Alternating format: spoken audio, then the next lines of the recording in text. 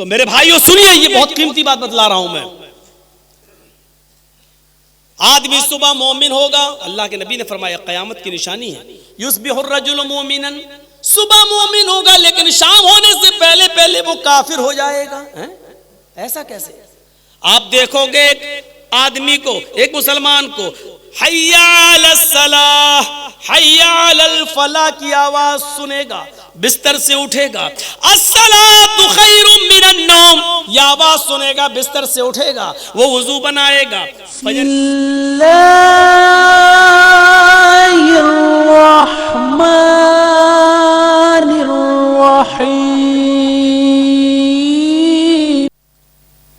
व नऊज़ु बिल्लाहि मिन शुरूरि अनफुसिना व मिन सय्यिआति अअमालिना,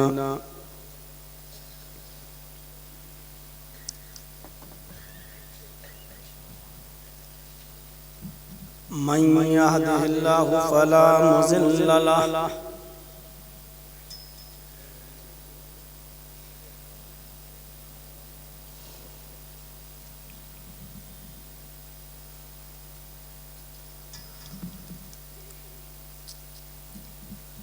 व मन युज़लिल्हु फला हादिय लहु।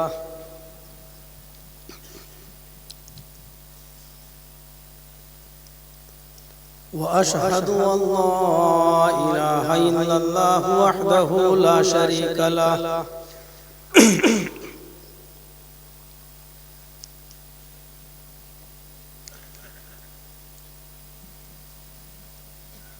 व अशहदु अन्न मुहम्मदन अब्दुहु व रसूलुहु,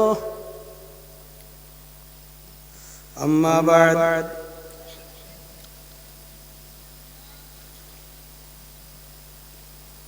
फ़इन्न खैरल हदीस किताबुल्लाह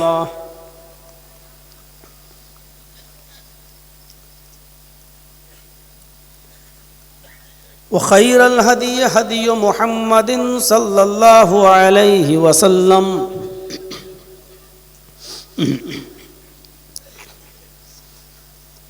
व शर्रिल उमूरि मुहदसातुहा व कुल्लु मुहदसतिन बिदअह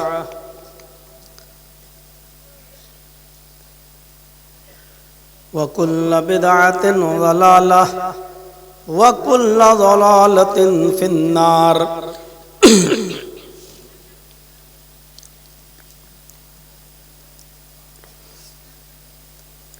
अऊज़ु बिल्लाहि मिनश शैतानिर रजीम,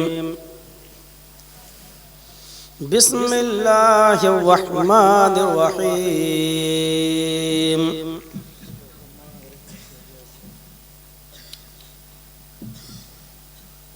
इन्नद्दीन इंदल्लाहिल इस्लाम वक़ाल तआला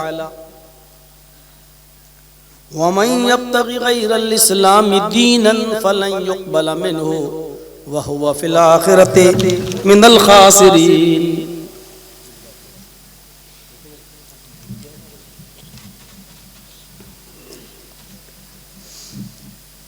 रब्बि इश्रह ली सदरी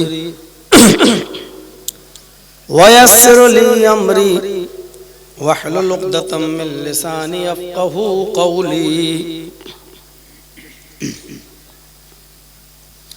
मुअज़्ज़ज़ मुअक्कर उलमाए किराम,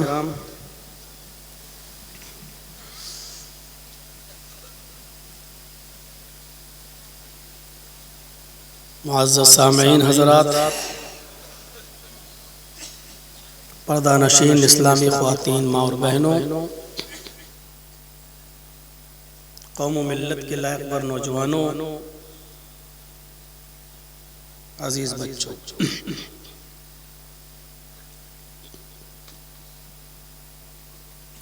अल्लाह रब्बुल आलमीन का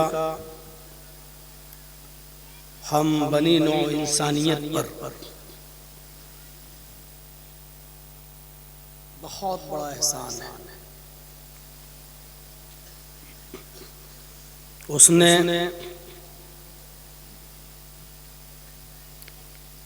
इंसान बनाया, ये उसका एक एहसान। मुसलमान बनाया, एक और एहसान। कुरान करीम जैसी मुक़द्दस किताब अता फरमाई,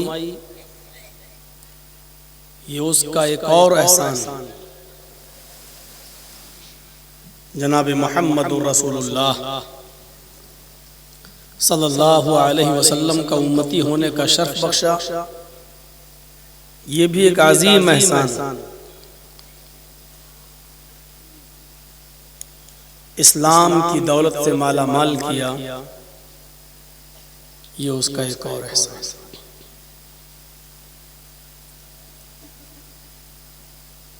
उसने कहा है कि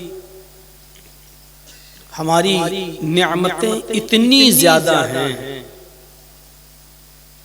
कि अगर तुम उन नेमतों को गिनना चाहो, उन नेमतों को शुमार करना चाहो तो तुम नहीं कर सकते।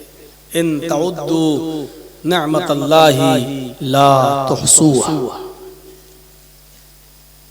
मेरे बंदो, मेरी नेमतों को शुमार करना चाहो, मेरी नेमतों को गिनना चाहो तो ये तुम्हारे जहन से, तुम्हारे दिमाग से, तुम्हारे दिल से बहुत दूर की बात है। तुम उसको गिन नहीं सकते। और उन्हीं नेमतों में कुछ नेमतें ऐसी हैं कि दुनिया की कोई दूसरी ताकत वो नेमत अता नहीं कर सकती। मसलन हार्ट, दिल, अगर उसकी धड़कन बंद हो जाए तो दुनिया की कोई ताकत आर्टिफिशियल दिल नहीं लगा सकती।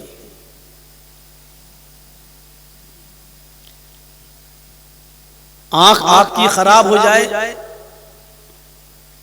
ये अलग बात है कि कोई आदमी अपनी आंख दान कर दे और उसके मरने के बाद 6 घंटे से पहले पहले उसकी आंख निकाल कर किसी अंधे को दी जाए तो उसकी आंख की रोशनी आ सकती है, लेकिन उसकी अपनी आंख अगर खराब हो जाए तो दुनिया की कोई ताकत उस आंख को दोबारा सही नहीं कर सकती है।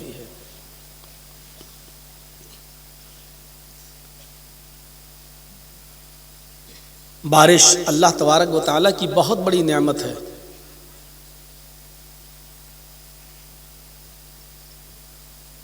दुनिया की कोई ताकत ये नेमत आपको नहीं दे सकती है। और आज से तकरीबन 100-120 साल पहले जब कहत पड़ा था भारत में, तो मुंबई के कुछ साइंटिस्टों ने मुंबई के समंदर से उठने वाली लहरों से भाप बनाई थी और उस भाप से मसनूई बदलियां बनाई थी और उस मसनूई बदली से बारिश की थी सिर्फ 15 मिनट। मुंबई के समंदर से उठने वाली लहरों से भाप बनाकर और उस भाप से नकली बदलियां बनाकर फिर उसको बंबई के अंदर 15 मिनट के लिए बरसाया था। तो ये बारिश इतनी महंगी हुई थी, इतनी महंगी पड़ी थी कि 15 मिनट की इस बारिश में भारत की 25 साल की कमाई बर्बाद हो गई थी। हिंदुस्तान की 25 साल की कमाई सिर्फ 10 मिनट की बारिश में, और वो भी सिर्फ मुंबई के अंदर। समंदर के पानी के भाप से बदली बनाना और उस बदलियों से बारिश करना इतना महंगा साबित हुआ कि उस दिन की डेढ़ से फिर कभी जिंदगी में दोबारा बारिश नहीं की गई। नकली बादल नहीं बनाए गए। कितनी बड़ी नेमत है अल्लाह तबारक व तआला की हमारे और आपके ऊपर कि वो बेतहाशा बारिश करता है। हवा कितनी बड़ी मिक़दार में हमें और आपको देता है। बच्चा अभी मां के पेट के अंदर है, अभी वो बाहर नहीं आया। उस बच्चे को बाहर आने के लिए जिस चीज की जरूरत है, अल्लाह ने उस बच्चे के आने से पहले ही इस दुनिया के अंदर मौजूद कर दिया।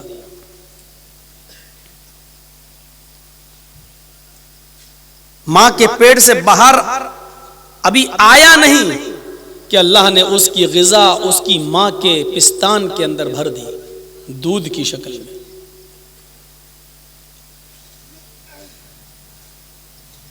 अभी मां के पेट और पेट के अंदर भी रहम, बच्चेदानी में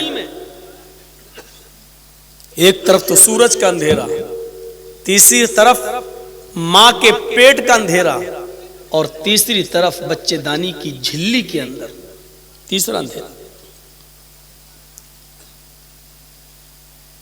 वो जब दुनिया में आया तो सबसे पहले ऑक्सीजन, हवा की जरूरत, हवा पहले से मौजूद।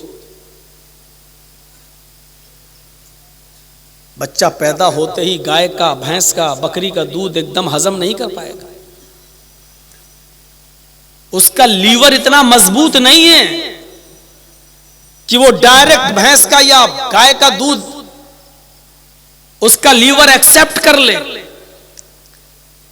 उसके दुनिया में आंख खोलने से पहले ही अल्लाह ने उसकी मां की पिस्तान में दूध भर दिया, और मां के दूध को इतना हल्का बना दिया कि बच्चे का लीवर उसको एक्सेप्ट भी कर ले और उसकी बॉडी भी उसको एक्सेप्ट कर ले।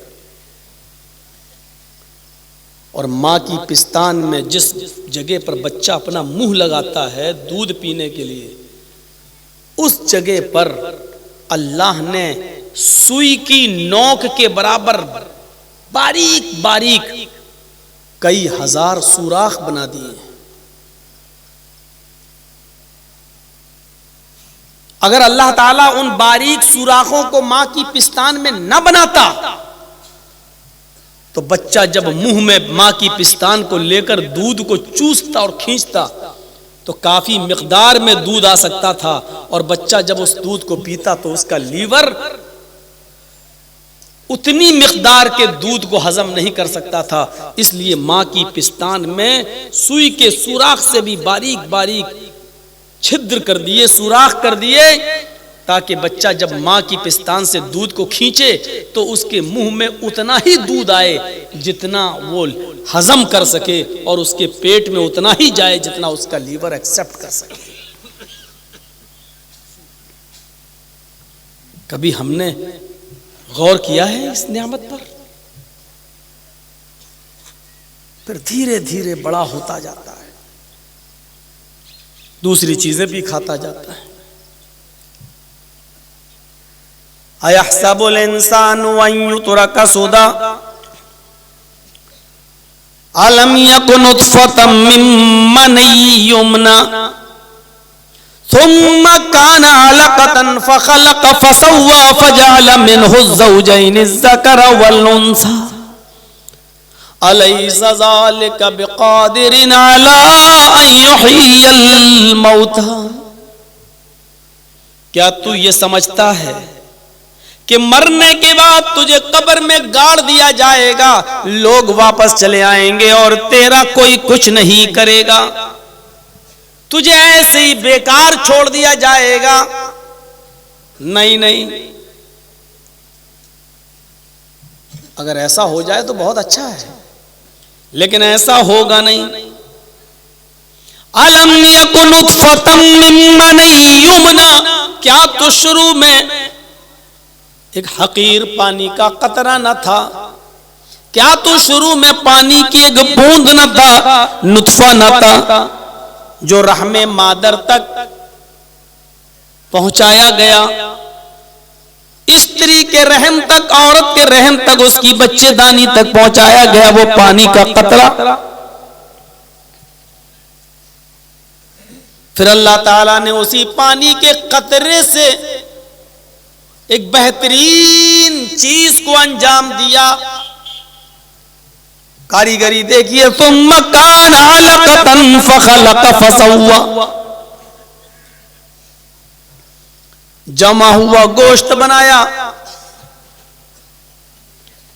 उस पानी के कतरे से हमने खून का लोथड़ा बनाया, फिर उस खून के लोथड़े को जमा हुआ खून बनाया, फिर उस खून को हमने गोश्त का लोथड़ा बनाया, फिर उस गोश्त के लोथड़े को हमने हड्डियां बनाई, फिर उन हड्डियों में हमने गोश्त का लिबास पहनाया।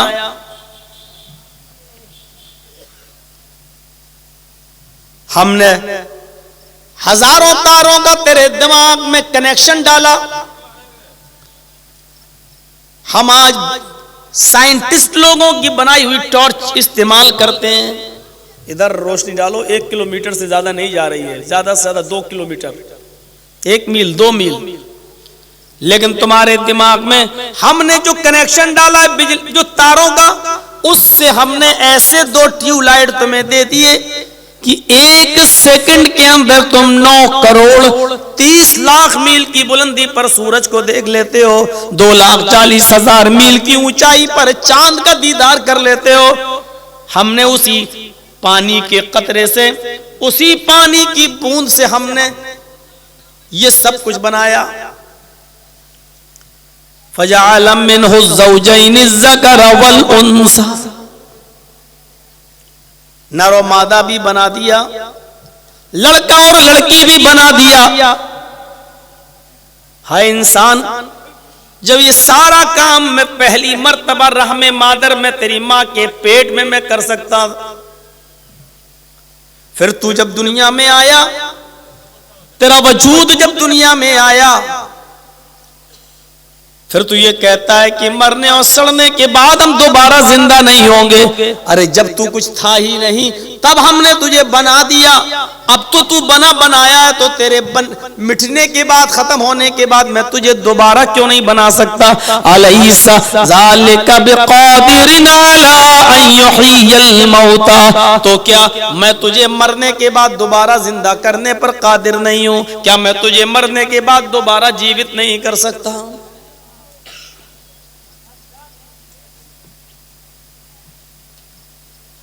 उसने कहा कि मुझे बांटने की कोशिश मत करना, मैं रब्बुल इंस नहीं हूं, मैं सिर्फ रब्बुल जिन नहीं हूं, मैं रब्बुल आलमीन हूं। मैं इंसानों को भी खिलाता हूं, मैं हैवानात को, जानवरों को भी खिलाता हूं। मैंने इंसानों को पैदा किया तो जिन्नातों को भी पैदा किया। मौलवी जर्जीस अपने घर में खुशी के मौके पर 10-20 लोगों को खाना खिलाएगा, अपने दोस्तों को बुलाकर खाना खिला देगा, कितनी बड़ी खुशी का मौका हो। लेकिन मैं अपने जानी दुश्मन को, जिसने मेरे ऊपर वार किया हो, जिसने मेरे ऊपर हमला किया हो, जिसने मेरे ऊपर पिस्टल चलाई हो, जिसने मेरे ऊपर चाकू से वार किया हो या जहर देकर मारने की कोशिश की हो, जो हमारा कट्टर दुश्मन हो, मौलवी जर्जीस उसको अपने घर में बुलाकर कभी खाना नहीं खिला सकता।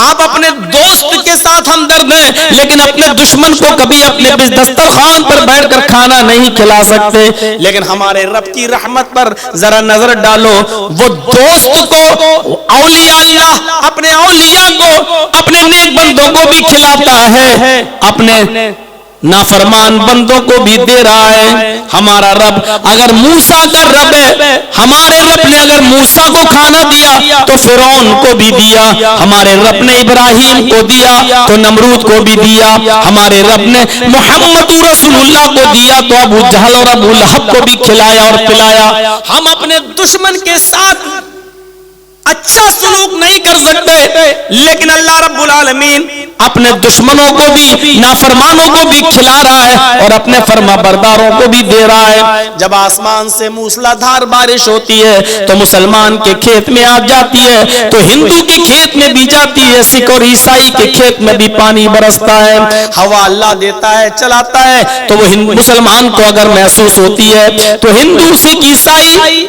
हर काफिर को भी लगती है। मेरे भाइयों, गौर करो, सूरज की रोशनी से सब फायदा उठा रहे हैं, उसने किसी एक के लिए बंदिश नहीं लगाई है।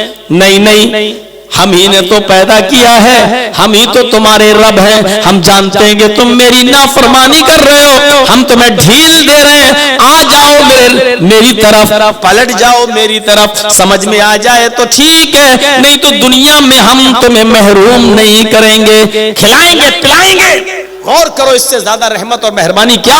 हजरत इब्राहिम अलैहिस्सलाम बगैर मेहमान के खाना नहीं खाते थे।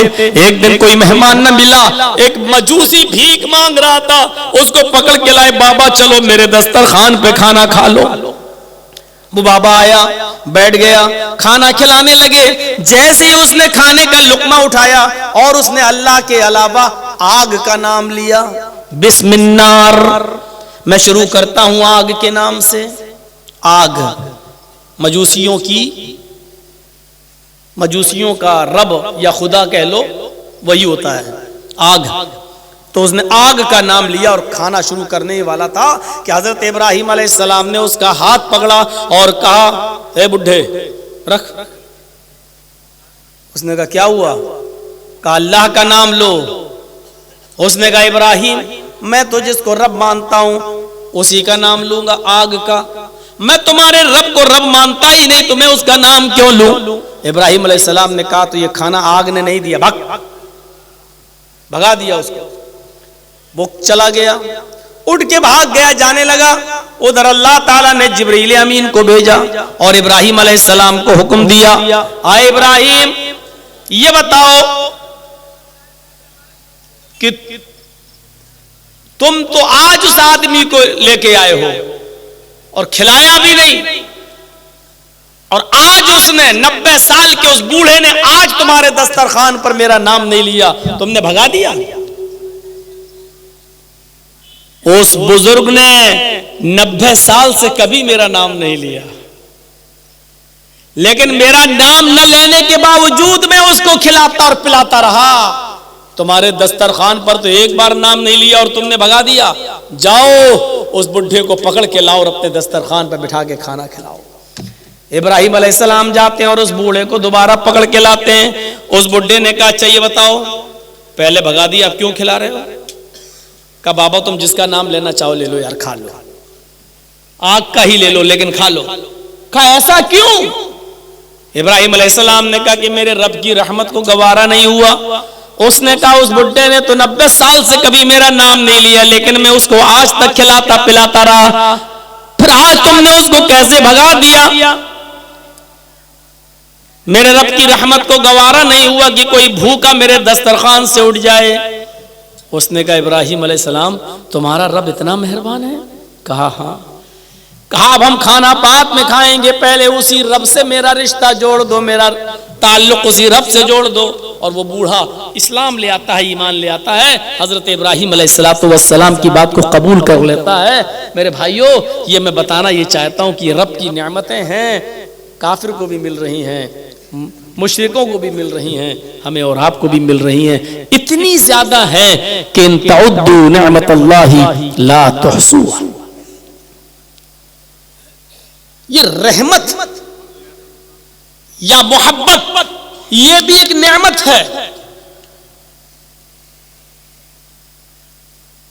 आपने देखा छोटा सा बच्चा खेलता हुआ आया, अपने माँ की गोद में बैठ गया, जिद कर रहा, नहीं सेब, एप्पल एप्पल एप्पल, ये माँ बोली नहीं है, बच्चे को गुस्सा आया, मार दिया। छोटा सा बच्चा, जैसे ही छोटे से बच्चे ने माँ के गाल पे थप्पड़ मारा, माँ को प्यार आया और माँ ने अपने बच्चे को सीने से लगा लिया। बज़ाहिर मार के मामले को उस माँ ने कितनी जल्दी प्यार में बदल दिया। माँ ने जवाब में अपने बच्चे को थप्पड़ नहीं मारा, ये क्या है?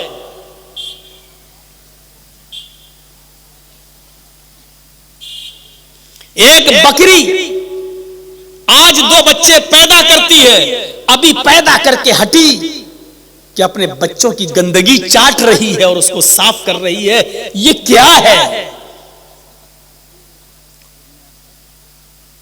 एक कुतिया अपने पेट के बच्चों को बाहर निकालने के लिए ऐसी जगह तलाश करती है जहां दूसरे जानवर आकर मेरे बच्चों को मार न डालें, ये क्या है?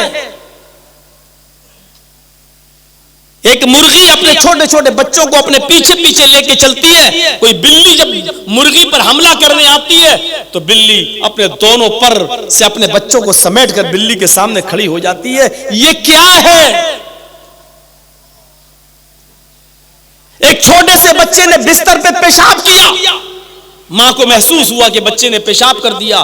उस बच्चे को उठाकर अपनी जगह पे लेटाया और मां खुद उस बच्चे की गीली जगह पे लेट गई। ये क्या है? जबकि सबसे ज्यादा तकलीफ यही औलाद अपने वालिदैन को देती है।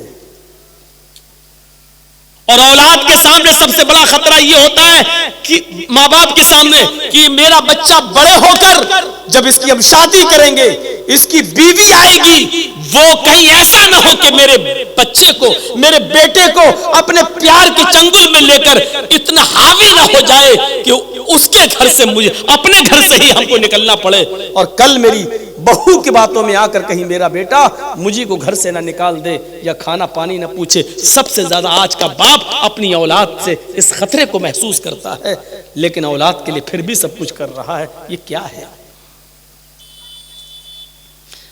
सिर्फ अगर रहमत हटा ली जाए, इस मोहब्बत का जज्बा अगर ये क्या है? ये अल्लाह तबारक व तआला की एक बहुत बड़ी रहमत है।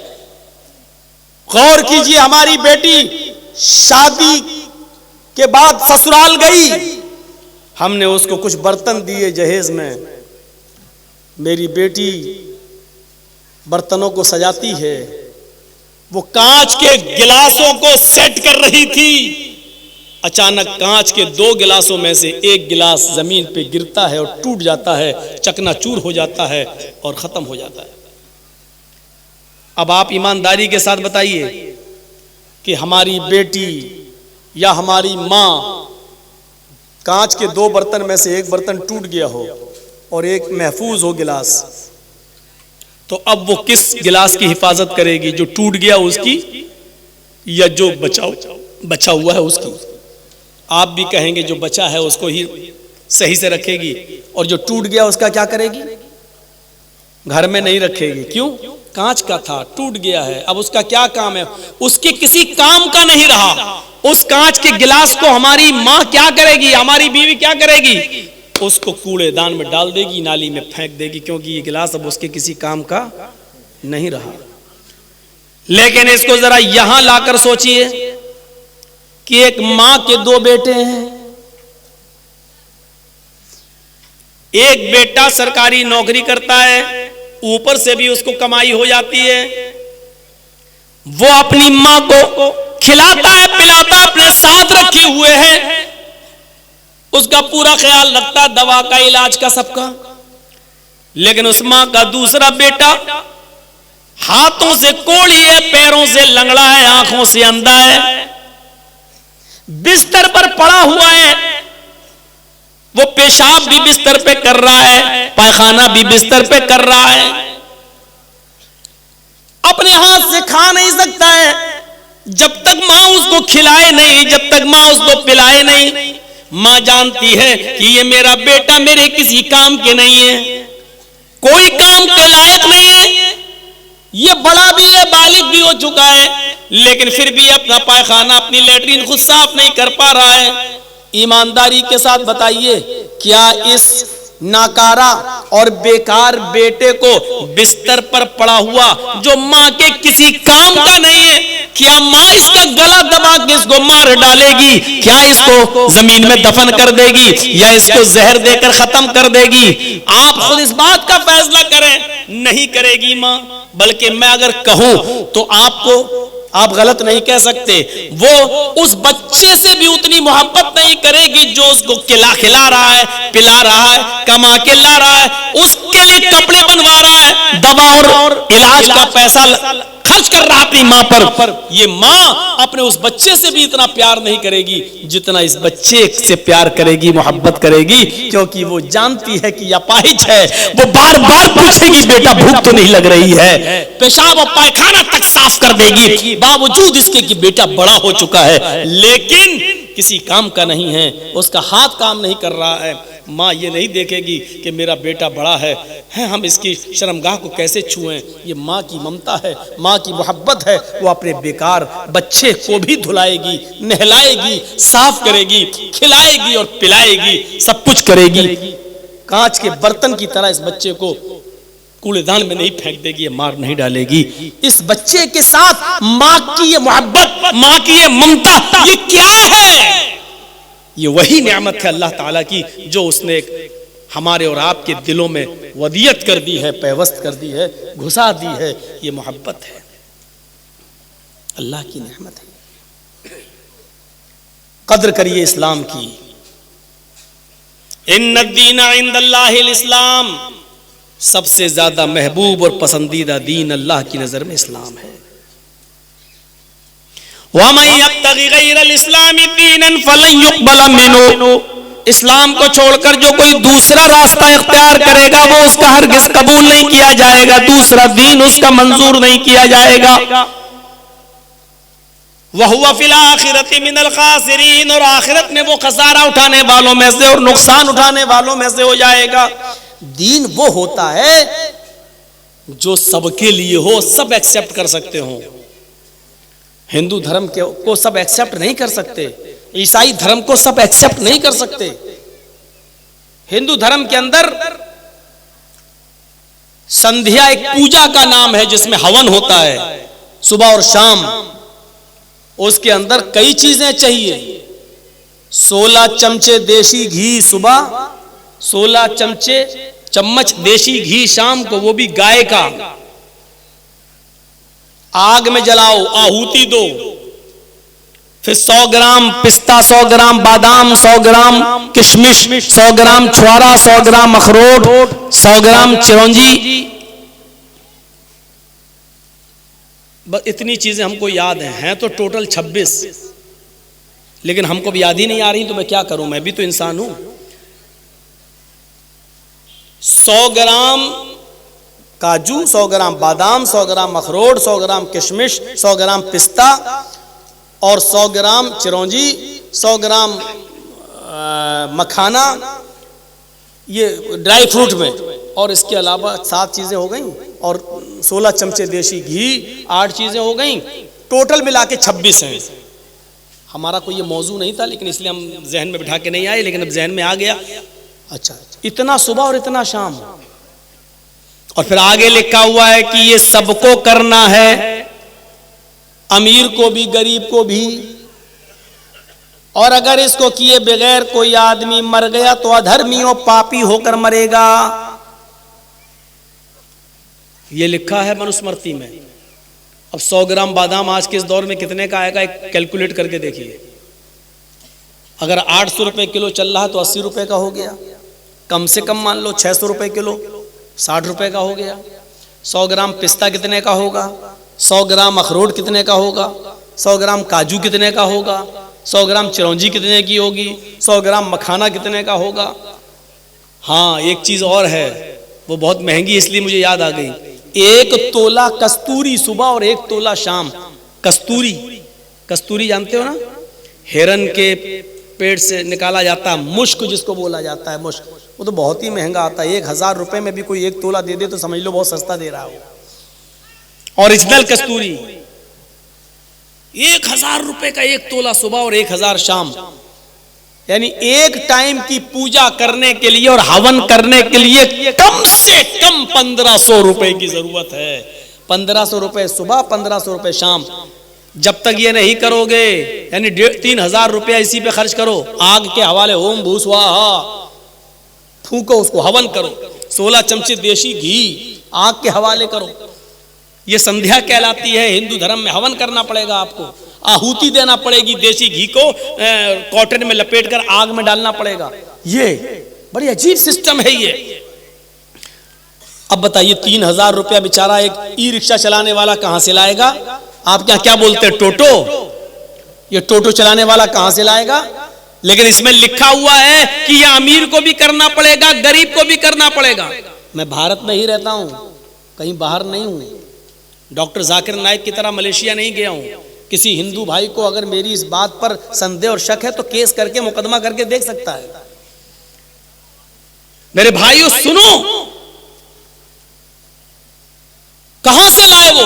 ये अमीर को भी करना है, गरीब को भी करना है। और जिसने ऐसा नहीं किया वो अधर्मी होकर मरेगा। जब हम अधर्मी और पापी होकर मर रहे हैं, जहन्नमी होकर मर रहे हैं, तो भैया कौन आदमी हिंदू धर्म में एक्सेप्ट कर लेगा? नहीं कर पाएगा। और ईसाई धर्म भी कोई कबूल नहीं कर सकता, इसलिए कि वो कहता है कि तुम्हारे पास मरते वक्त अगर 10 रुपए भी हुए तो तुम जन्नत में नहीं जाओगे।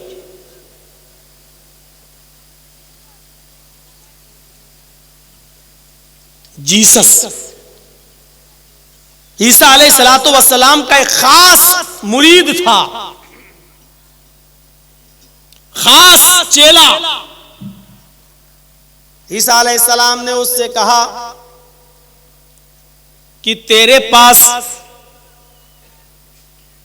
जितनी भी दौलत गॉड ने, अल्लाह ने तुझे दी है, जब तक तू सब गरीबों में ना लुटा दे तब तक तू स्वर्ग में, पैराडाइज में, जन्नत में नहीं जाएगा। वो कहने लगा भाई मैंने बड़ी मेहनत से कमाया तो सारा क्यों दे दूं मैं? अच्छा मैं आधा दे देता हूं गरीबों में। पितरस, उसका नाम पितरस है, जो ईसा का इतना ही गहरा दोस्त था जितना अल्लाह के रसूल के अबू बकर सिद्दीक। अल्लाह के रसूल ने अबू बकर सिद्दीक को कभी अपने से अलग नहीं किया, ऐसी ईसा ने पितरस को कभी अलग नहीं किया। पितरस कहता है कि मैं सारी दौलत क्यों दे दूं, मैं तो आधी दूंगा, आधी अपने पास रखूंगा। ईसा अलैहिस्सलाम ने सुई निकाली और सुई का सुराख दिखाते हुए कहा कि इस सुराख से ऊंट अगर दाखिल करो, एंटर करो तो क्या ऊंट चला जाएगा? पितरस ने कहा नहीं। ईसा अलैहिस्सलाम ने कहा ये तो आसान है कि ऊंट के सुराख से, सुई के सुराख से ऊंट चला जाए, ये तो मुमकिन है, ये तो हो सकता है, ये तो संभव है।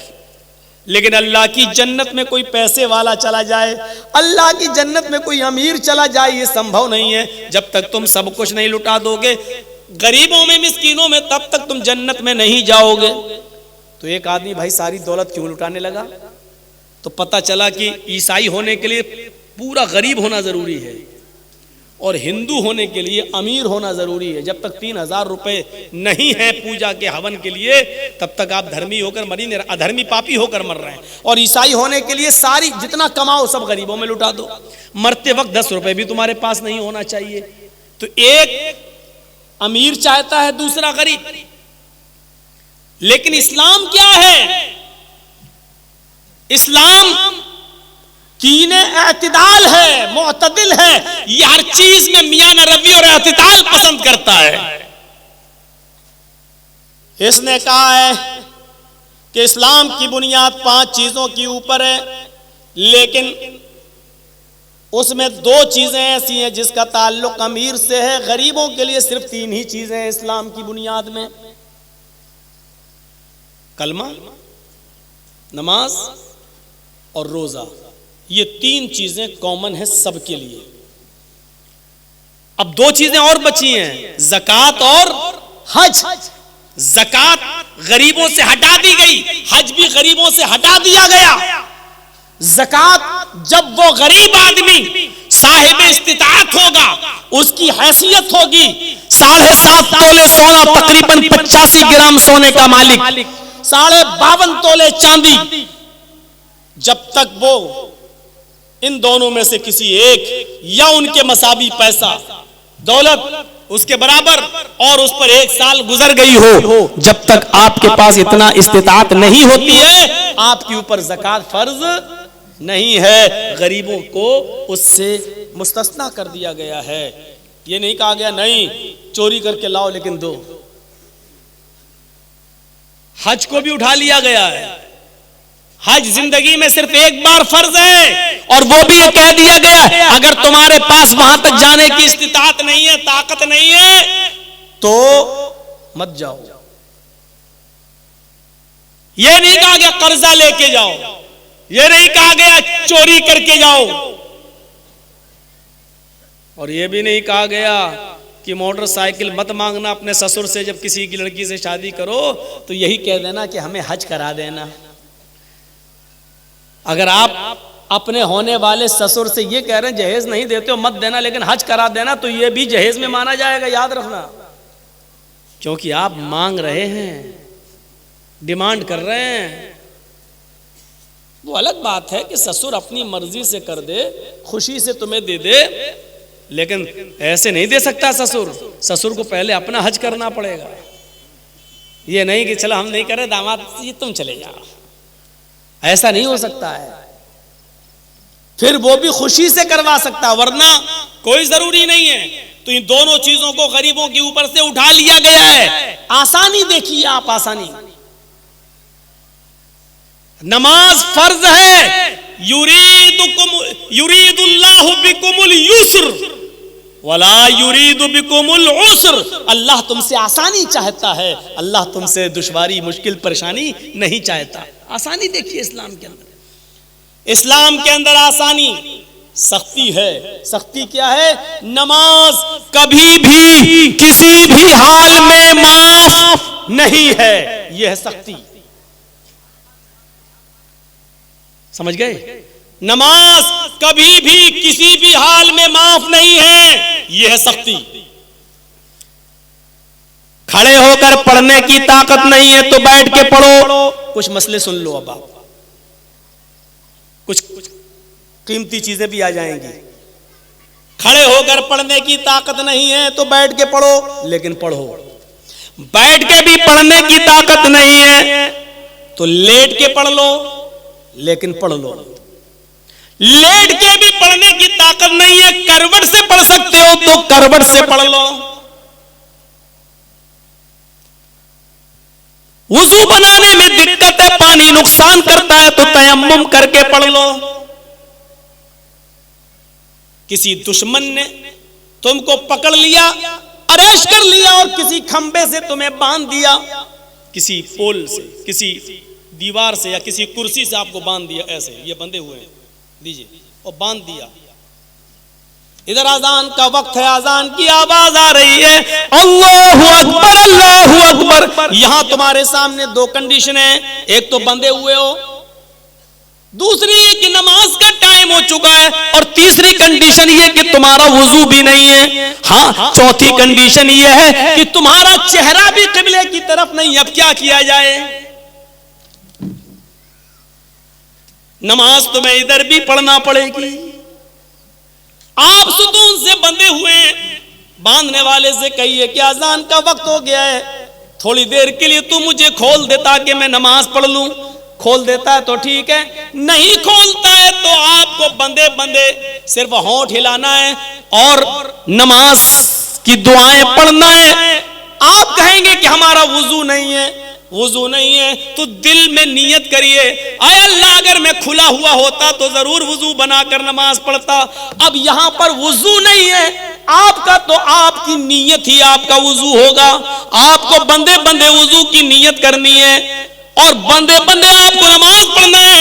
किबले की तरफ आपका चेहरा नहीं है, लेकिन आपका चेहरा जिस तरफ भी किया जाए उसी तरफ आप अल्लाह के से इस बात की दिल में नियत कीजिए, अगर मेरा चेहरा किबले की तरफ होता तो किबले की तरफ रुक करके मैं नमाज पढ़ता, लेकिन चेहरा किबले की तरफ नहीं है, आपका चेहरा जिस तरफ है उसी तरफ रुक करके आपको नमाज पढ़ना पड़ेगी।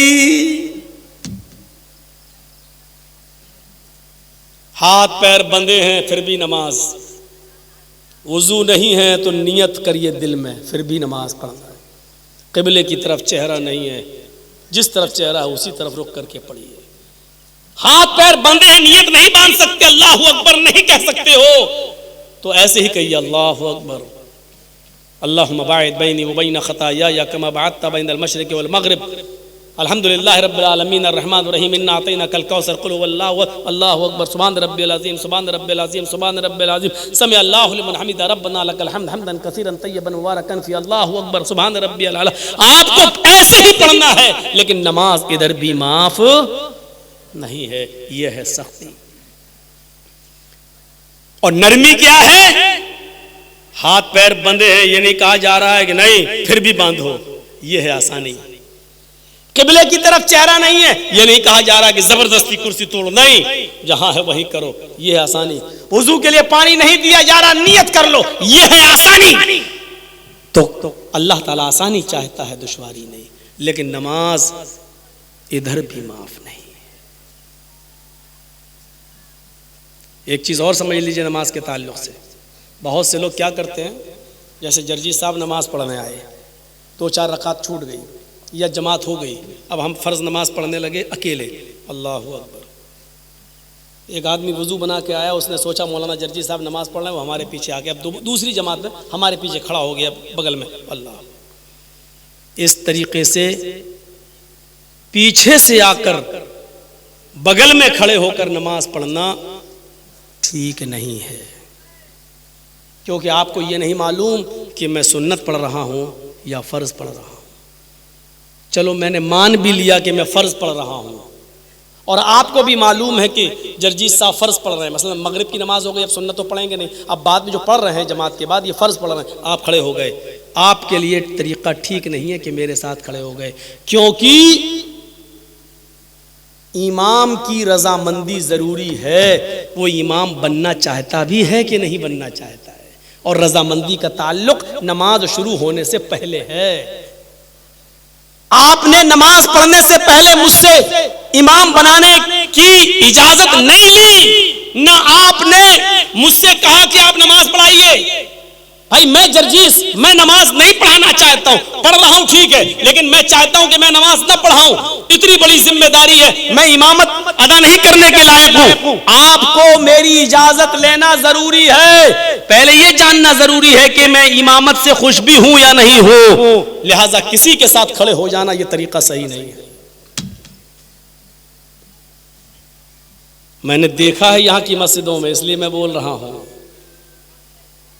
कभी कभी हमने अकेले नमाज पढ़ना शुरू की, हमने भी देखा हमारे साथ लोग खड़े, अल्लाह अकबर, मजबूरी में हमको फिर जोर से पढ़ना पड़ा। हाँ ठीक है भाई, लेकिन ये जानना जरूरी है, एक मस्जिद का इमाम है, आपकी मस्जिद के इमाम है, इनके पीछे आप नमाज पढ़िए, क्योंकि इनकी रजामंदी है और आप लोगों ने उनको इमाम मुतय्यन कर लिया है, ये इमामत पर राजी हैं और आप उनके पीछे नमाज पढ़ने पर राजी हैं, ये इमामत करेंगे ठीक है। लेकिन इनके इमामत के बाद नमाज खत्म हो जाने के बाद मैं मस्जिद में पहुंचा, नमाज हो गई, अब मैं फर्ज नमाज पढ़ने के लिए अकेला खड़ा हो गया, आप वुजू बना के पीछे से आए, आप मेरे साथ खड़ा होना चाहते हैं, आप नहीं खड़े होंगे, आप भी अलग नमाज पढ़िए। या कभी मुझसे पहले पूछ लीजिए, मौलाना साहब अगर कभी ऐसा मौका हो जाए आप नमाज अकेले पढ़ रहे हो तो क्या मैं आपके साथ शामिल हो सकता हूं? अगर मैं कह दूं हाँ तब तो आप होइए, और अगर मैं कह दूं कि नहीं तब आप नहीं होंगे। तो मेरे भाइयों, ये तरीका भी सही नहीं है कि हमने किसी की मर्जी जानी भी नहीं और उसके पीछे हम नमाज पढ़ा। इस्लाम इतना आसान है। एक गैर मुस्लिम इस्लाम लाया, रमजान का महीना है, 20 रोजे हो चुके हैं, अब आप बताइए क्या करेंगे? 20 रोजे हो चुके हैं, 21वें रोजे को कोई गैर मुसलमान होता है, तो अब वो रोजा कब रखेगा? रमजान के रोजे तो 30 फर्ज है ना, पूरे महीने के रोजे फर्ज हैं 29-30, लेकिन 20 रोजे तो उसके छूट गए। 21वें रोजे को वो मुसलमान होता है।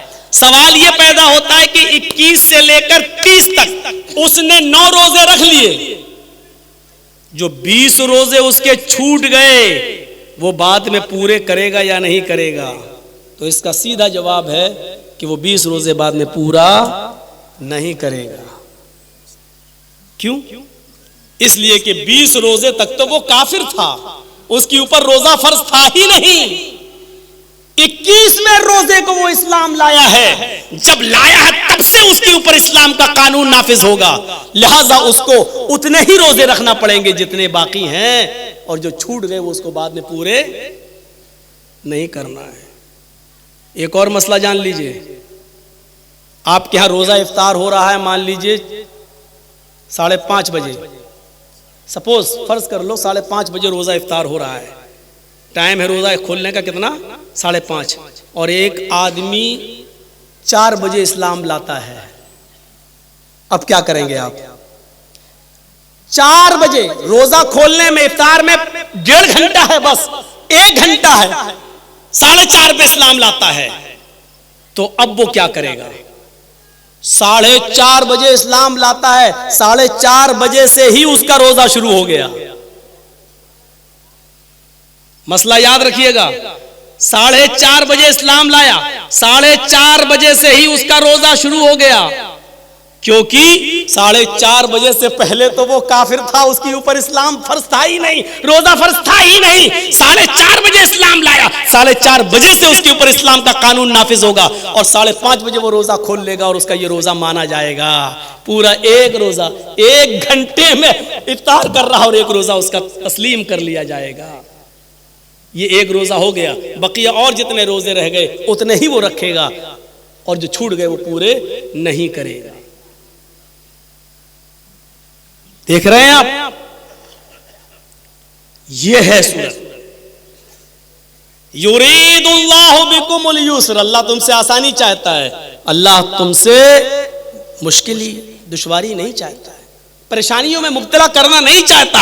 ला युकल्लिफुल्लाहु नफ्सन इल्ला वुसअहा, अल्लाह ने किसी नफ्स के ऊपर इतना बोझ नहीं डाला जिसको वो बर्दाश्त न कर सके, जिसको वो उठा न सके, जिसको वो अपने कांधों के ऊपर उठा कर चल न सके, उतना बोझ अल्लाह तबारक व तआला ने नहीं दिया। ये इस्लाम की खुसूसियत है। इस्लाम दीन एतिदाल है, इस्लाम दीन सहल है, इस्लाम के अंदर आसानी है, इस्लाम के अंदर सहूलत है। इस्लाम के अंदर जितनी सहूलतें हैं मेरे भाइयों, किसी दूसरे मजहब के अंदर उतनी सहूलतें नहीं हैं। इस्लाम की एक तीसरी खूबी यह है, अल्लाह क्यों इस्लाम को पसंद करता है? इस्लाम की तीसरी खूबी यह है कि इस्लाम अदल व इंसाफ का हुक्म सबके साथ देता है।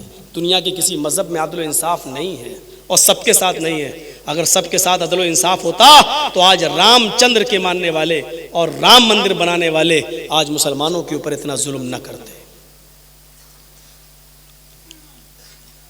इस्लाम यह ऐलान करता है कि जब आदल का मामला हो, इंसाफ का मामला हो, तो आपको इंसाफ की बात करना है। ये नहीं देखना है कि ये हिंदू के फेवर में जा रही है या मुसलमान के, किसके खिलाफ जा रही, नहीं।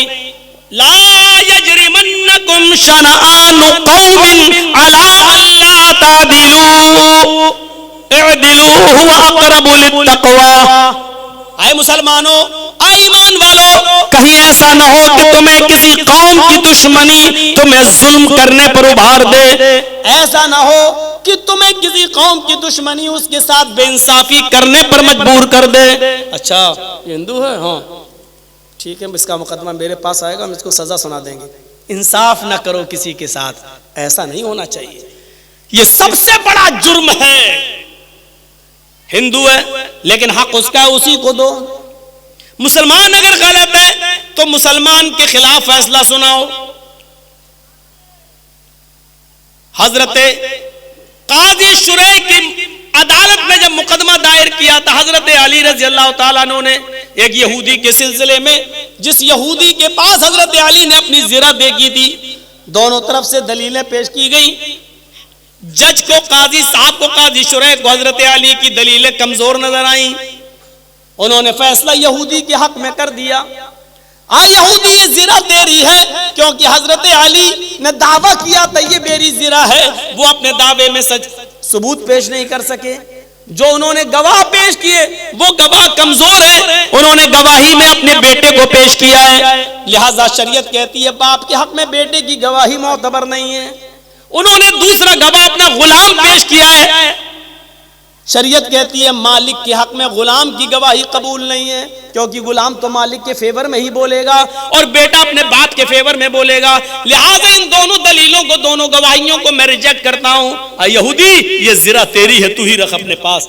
जब यहूदी ने यह फैसला सुना कि काजी शुरैह हजरत अली ने जिनको काजी बनाया हो, जज बनाया हो, इसके बावजूद फैसला मेरे हक में कर रहे हैं, ये अदल है, ये इंसाफ है कि हजरत अली को ज़िरा नहीं मिली और मुझे, क्योंकि गवाह कमजोर साबित हुए, तो उस यहूदी ने वो ज़िरा अली को दे दिया और कहा जज साहब आपने फैसला अगरचे दलील की रोशनी में किया है, लेकिन फैसला गलत है आपका, ये हकीकत में ज़िरा अली की है। मैं तो देखना चाह रहा था कि आप फैसला क्या करते हैं। और उस यहूदी ने उसी जगह कलमा पढ़ा और इस्लाम कबूल कर लिया।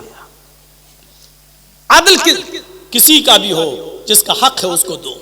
हजरत उमर फारूक ने मिस्र के अंदर नबीज पी ली। नबीज जानते हो ना, खजूर के रस निचोड़ कर उसको रख दिया गया था, वो सड़ गया था तो उसमें नशा आ गया था। हजरत उमर फारूक के बेटे ने नबीज पी ली, उसमें नशा आ चुका था। मुल्क के शाम में जब नबीज पी ली उसमें नशा आ गया था, तो दूसरे दिन गए और कहा कि अमर इब्न आस से, वहाँ के गवर्नर से कहा कि देखो मुझे पता नहीं था, ये सड़ गया है, मैंने पी लिया था, इसमें नशा आ गया, मेरे ऊपर हद जारी कर दो, मुझे सजा दे दो। तो हजरत अमर इब्न आस ने उमर फारूक के बेटे को मुल्क के शाम में 40 कोड़े लगा दिए। हजरत उमर फारूक को पता चला कि मेरे बेटे ने मुल्क के शाम के अंदर उस हाल में नबीज पी ली थी जब उसमें नशा आ गया था, और अमर इब्न आस ने उनको 40 कोड़े भी मार दिए, लेकिन फिर भी इत्मीनान नहीं मिला। हजरत उमर ने अपना स्पेशल घोड़ा मदीने से भेजा और अमर इब्न आस के नाम एक लेटर लिखा कि मेरे बेटे को इस घोड़े से वापस मदीना भेज दिया जाए, मुझे कुछ काम है।